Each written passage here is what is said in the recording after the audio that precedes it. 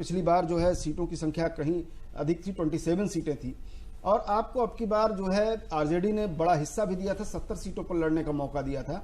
आप अपनी पुरानी ही फील्ड को क्यों नहीं बचा के रख पाए?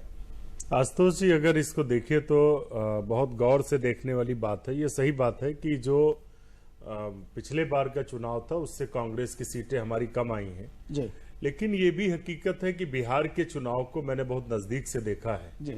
बिहार के चुनाव में जिस तरीके से शासन के दम पर और सत्ता के बल पर लोकतंत्र को कुचलने का काम किया गया है, पूरा देश इस बात को समझ रहा है। देश का जो आम जनमानस।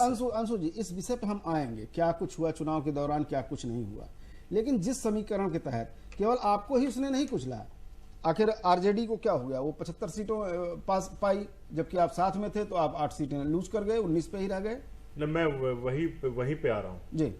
जिस तरीके से वहां की पूरी जो मशीनरी थी, जो सरकारी मशीनरी थी, वो चुनाव में किस तरीके से दुरुपयोग हो रहा था उसका, ये सभी ने देखा है और देश के प्रत्येक जनमानस में ये बात कंठस्थ हो गई है, ये बात घर कर गई है कि वहां का जो एनडीए गठबंधन था, जो भारतीय जनता पार्टी का नीतीश कुमार का गठबंधन था, उन्होंने लोकतंत्र को रौंदा है।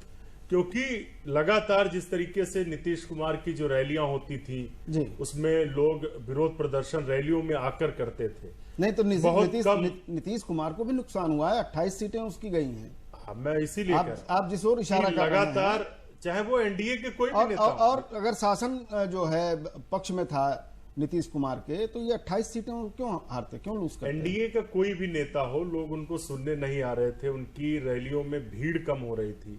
और दूसरी तरफ जो महागठबंधन के नेता जा रहे थे, चाहे श्री राहुल गांधी जी गए हों या तेजस्वी यादव की जो सभाएं होती थी, वो एक दिन में 16-16, 19-19 सभाएं करते थे।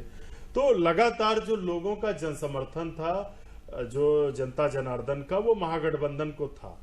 लेकिन जिस तरीके से भारतीय जनता पार्टी ने लोकतंत्र को कमजोर करने की कोशिश की, अभी आप आशुतोष जी, इसलिए मैं ये बात कह रहा हूं, हमने अभी ये निर्णय लिया है कि कांग्रेस पार्टी सहित जो महागठबंधन के हमारे विधायक हैं, जो जिनका जीत और हार का अंतर 1000 के अंतर है, जब निर्वाचन आयोग नहीं सुन रहा उस चीज को, तो हम न्यायालय जा रहे हैं। हम कोशिश करेंगे कि रिकाउंटिंग हो। हमें भारत की न्यायपालिका पर, भारत के संविधान पर भरोसा है और ये सरकार बहुत दिन चलने वाली नहीं है।